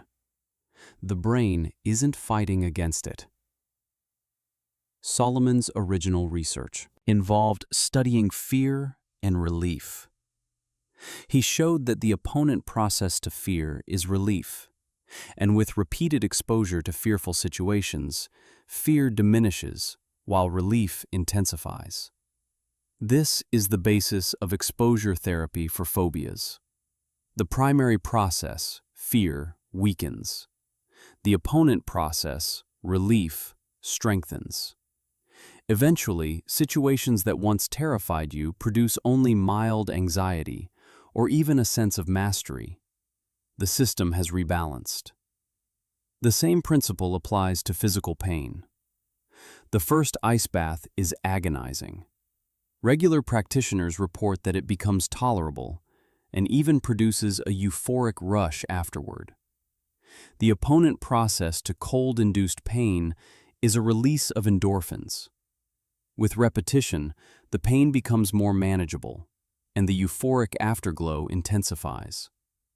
Some people become addicted to this pattern, chasing the opponent process high rather than the primary stimulus.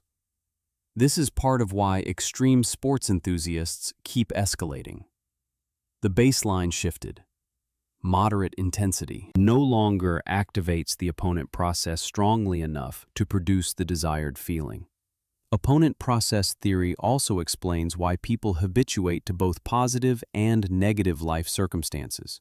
A promotion feels great initially, but the opponent process gradually neutralizes it. A demotion feels terrible, but you adapt. The emotional system is designed to return to baseline regardless of external conditions. This is functional for survival. If your happiness were permanently tied to circumstances, you'd be immobilized by misfortune. But it's frustrating for anyone hoping that changing circumstances will change happiness. The system resets. One implication is that chasing emotional highs is a losing game. Each high strengthens the opponent process. The next high needs to be more intense to achieve the same effect. Eventually, you're expending enormous effort just to feel normal. The alternative is to aim for baseline stability rather than peaks. Cultivate steady sources of mild positive emotion. Build meaning that doesn't depend on emotional intensity. Accept that baseline is where you'll spend most of your time, and make baseline a place worth being. Another implication is that withdrawal from pleasure-seeking produces temporary discomfort, but long-term recalibration. If you've been chasing intense pleasures, your opponent processes are hyper-reactive. Ordinary experiences feel dull because they're being compared to extreme stimuli. But if you abstain from the intense stimuli, the opponent processes gradually weaken. Baseline sensitivity returns. Small pleasures that were previously imperceptible start registering again. A good meal, a sunny day, a friend's laugh. These become satisfying because you're no longer recalibrated to extremes. This is why digital detoxes, fasting, or periods of simplicity can reset hedonic sensitivity. You're not gaining anything new. You're allowing your opponent processes to down-regulate. The world doesn't become more pleasurable. Your sensitivity to pleasure returns to a natural level. Modern life, with its constant access to intense stimuli, keeps opponent processes chronically elevated. You need louder music, richer food, faster entertainment to feel anything. The volume knob has been turned up so high that normal sounds are inaudible. Emotional homeostasis isn't something you can defeat. It's built into the architecture of the nervous system. But understanding it changes the strategy. Instead of fighting the opponent process by seeking ever greater intensity, you work with it by choosing stimuli that don't trigger it as strongly. Instead of pursuing highs that inevitably produce lows, you cultivate a stable baseline. The emptiness that comes from chasing pleasure is, in part, the emptiness of an opponent process that's been overstimulated into permanent activation. You're always in deficit, always below baseline, always needing the next hit.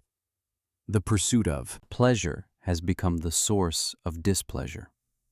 The only way out is to stop running, let the system recalibrate, and discover that baseline, properly calibrated, is enough.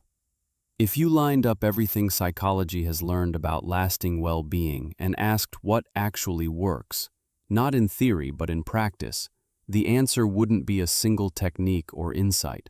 It would be a framework, a way of organizing effort across multiple dimensions. Martin Seligman, one of the founders of positive psychology, developed such a framework after decades of research.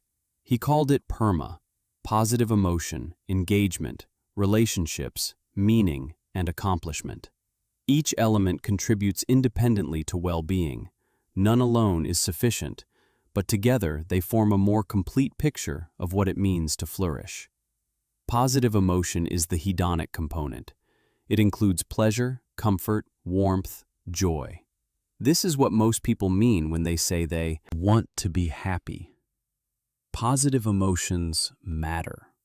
They broaden attention, enhance creativity, build social bonds, and provide the energy to pursue goals. A life devoid of pleasure would be bleak. But as discussed throughout, positive emotion alone is unstable. It adapts, it's comparative, it's subject to opponent processes. It's necessary, but not sufficient. Perma acknowledges this by placing positive emotion as one element among 5, not the single target. Engagement refers to flow, absorption, being fully present in what you're doing. It's the state where challenge meets skill, where time disappears, where self-consciousness fades. Engagement produces satisfaction retrospectively, even when it doesn't produce pleasure in the moment. A surgeon describing a complex operation, a musician describing a performance, a programmer describing solving a difficult problem, all use similar language. They were completely absorbed. Engagement satisfies the need for competence and autonomy. It builds mastery over time. And because it requires challenge, it resists the hedonic adaptation that undermines simple pleasures. Relationships are connections to other people. Not superficial acquaintances, but relationships characterized by trust, reciprocity, care. The research on relationships and well-being is among the most robust in psychology. Social connection predicts happiness, health, and longevity more reliably than income, education, or almost any other variable. Loneliness, conversely, predicts depression, illness, and early death. Humans are social animals. Relationships satisfy the need for relatedness, provide meaning, buffer against stress, and create shared joy. No amount of individual achievement compensates for lack of connection. Meaning is the sense that your life serves something larger than yourself. This could be a cause, a community, a religious or philosophical framework, a creative legacy, raising children, contributing to knowledge. Meaning answers the question, why? It provides direction and purpose. It justifies effort and sacrifice. Meaning allows people to endure difficulty because the difficulty serves something significant. Viktor Frankl's work, referenced earlier, centers on meaning as the foundation of resilience. People can bear almost any hardship if they understand why it matters. Without meaning, even comfortable lives feel hollow. Accomplishment is achievement for its own sake. It's not about external recognition, though that might follow. It's about setting goals, working toward them, and succeeding. Accomplishment satisfies the need for competence. It builds self-efficacy, the belief that your actions can influence outcomes. This is intrinsically motivating. Accomplishment doesn't require comparison to others. You're measuring yourself against your own past performance or against the task itself. Did you finish the project? Did you solve the problem? Did you reach the goal? The satisfaction comes from effectiveness, not status. Each element addresses a different dimension of well-being. Positive emotion feels good in the moment. Engagement produces deep satisfaction through absorption. Relationships provide connection and shared experience. Meaning offers purpose and justification. Accomplishment builds efficacy and pride. A life strong in all 5 is more resilient than a life strong in only 1 or 2. If your only source of well-being is pleasure, you're vulnerable to hedonic adaptation. If it's only accomplishment, you might burn out. If it's only relationships, you might lose yourself in others. Diversification across the 5 elements creates stability. The evidence for PERMA comes from multiple sources. Longitudinal studies tracking people over years find that those who score higher across all 5 elements report greater life satisfaction and lower rates of depression. Intervention studies that help people strengthen one or more elements show measurable improvements in well-being. Surveys across cultures find that the 5 elements predict happiness in diverse populations, though their relative importance varies. In individualistic cultures, accomplishment and positive emotion might weigh more heavily. In collectivist cultures, relationships and meaning might dominate. But all 5 matter everywhere. Importantly, the elements aren't just conceptually distinct, they're empirically distinct. Factor analyses show that people's experiences of positive emotion, engagement, relationships, meaning, and accomplishment load onto separate factors. You can be high in one and low in another. Someone might have strong relationships but lack a sense of meaning. Someone else might have high accomplishment but poor relationships. Each element requires its own cultivation. Improving one doesn't automatically improve the others. This has practical implications. If you want to increase well-being, you need to assess which elements are weak and focus there. Someone who works constantly and achieves a lot but has no close relationships needs to invest in connection, not more accomplishment. Someone who has strong relationships but feels stagnant needs engagement or accomplishment. The framework provides diagnostic clarity. Where is the weakness? What needs attention? Positive psychology interventions target specific elements.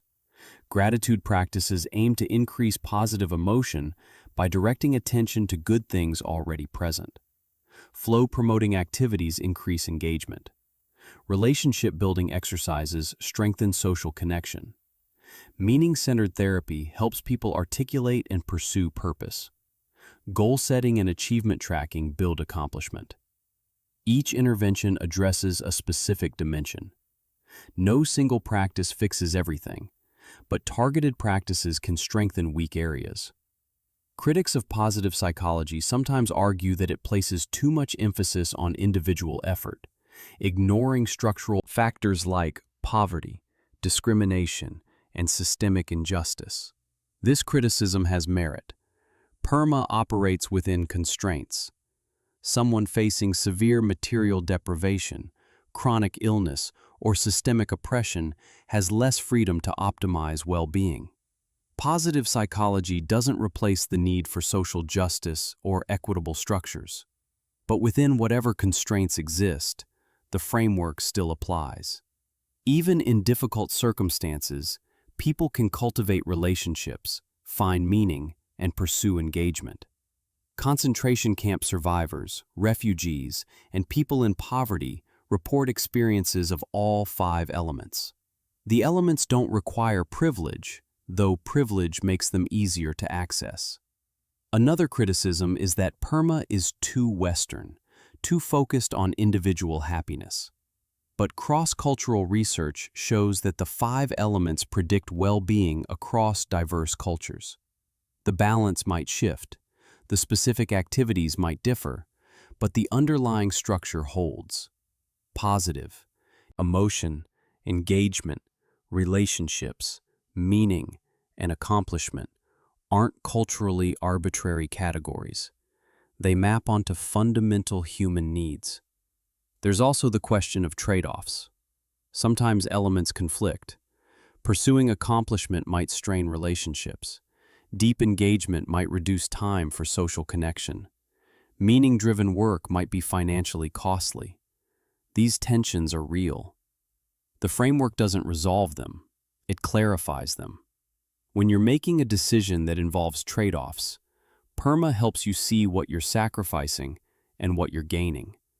You might choose to prioritize meaning over positive emotion, knowing that the work will be hard but significant. Or you might prioritize relationships over accomplishment, accepting a career plateau to invest in family. The framework doesn't dictate the choice, it illuminates it. One of the more actionable aspects of PERMA is that it suggests multiple entry points. If you're stuck, if well-being feels elusive, you don't have to fix everything at once. Pick one element, strengthen it, build small habits, schedule time with friends to improve relationships, take on a challenging project to increase engagement, volunteer for a cause to add meaning, set a concrete goal to build accomplishment. Each small improvement in one element can create momentum. Well-being begets well-being. Positive changes in one domain often spill over into others. The framework also explains why pleasure-seeking leaves people empty. If you're only pursuing positive emotion, you're neglecting 4 other crucial dimensions. Pleasure without engagement is passive consumption. Pleasure without relationships is lonely. Pleasure without meaning is frivolous. Pleasure without accomplishment is stagnation. The emptiness isn't a failure of pleasure. It's the absence of everything else. A life organized solely around feeling good in the moment will be thin, fragile, vulnerable to every shift in circumstance or mood. Conversely, a life that balances all 5 elements is robust. If one area falters, the others provide support. If relationships are strained, meaning and accomplishment can sustain you. If accomplishment stalls, relationships and positive emotion offer comfort. The diversification creates resilience. No single source of well-being is asked to carry the entire load. The structure is distributed. PERMA doesn't promise permanent happiness. It doesn't eliminate suffering or guarantee that life will be easy. What it offers is a map, a way to navigate toward flourishing rather than wandering without direction. The elements aren't secrets, they're obvious once named. But modern life, with its relentless emphasis on pleasure, consumption, and status, obscures them. The framework reorients attention toward what actually matters, not what feels good for a moment, but what builds a life worth living. The pursuit of pleasure, isolated from engagement, relationships, meaning, and accomplishment, is a dead end. It's chasing one element while starving the other 4. The result isn't just emptiness, it's the predictable outcome of neglecting the foundations of human well-being. The alternative is right there, waiting. Not more pleasure, but more everything else.